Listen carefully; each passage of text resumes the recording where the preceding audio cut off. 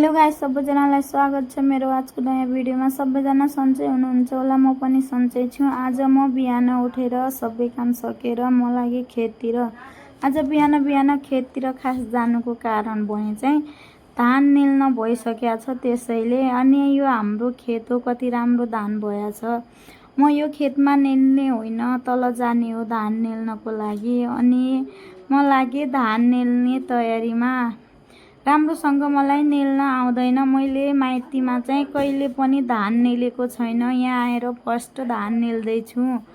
अनि म धेरै दिन निल्न सकेन, म त थाकेर बसिसकेको थिएँ। अनि मम्मी चाहिँ यति राम्ररी निल्नुहुन्थ्यो कि भन्नै नसकिने। मलाई आउँदैन धान निल्न, त्यही पनि मम्मी जान लाजन भने मैले नि जानै पर्यो। अब मम्मी यति बुढा भइसके, एक्लै कहाँ खेतमा जाने भनेर म पनि गएँ। मैले कहिले निलेको थिएन, त्यसैले मलाई आउँदैन।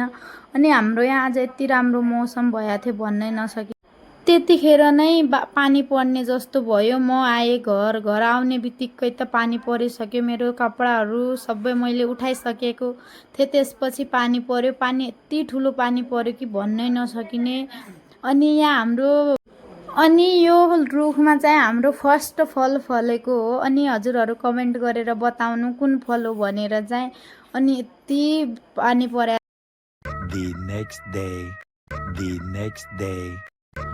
अर्को दिन बिहान उठेर मैले सबै काम सकिसकेका थिएँ। अनि काम सकेर आज मैले जानु थियो तालिममा। तालिम के हो भने चाहिँ कृषि पोषण पाठशाला भन्नाले कृषिको तालिम हो होइन।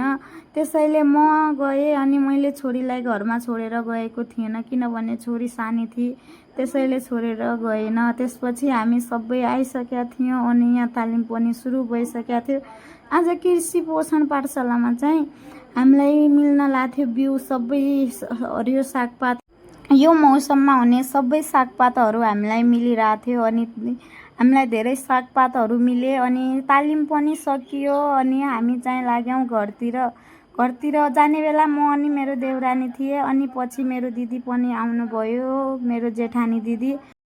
अनि म घर पनि पुगिसकेको थिएँ। घर पुगेर चाहिँ म लास्टै थगेको थिएँ। अनि मैले छोरीलाई चाहिँ छोरीको बाउलाई दिएर म कपडा चेन्ज गरेर म बसेँ। मेरो अनि आजको भिडियो यति नै हो। हजुरहरूलाई मन पर्यो भने लाइक, कमेन्ट, सेयर, सब्सक्राइब गरिदिनु होला। Thank you so much guys. मिल्नेछौँ नेक्स्ट भिडियोमा।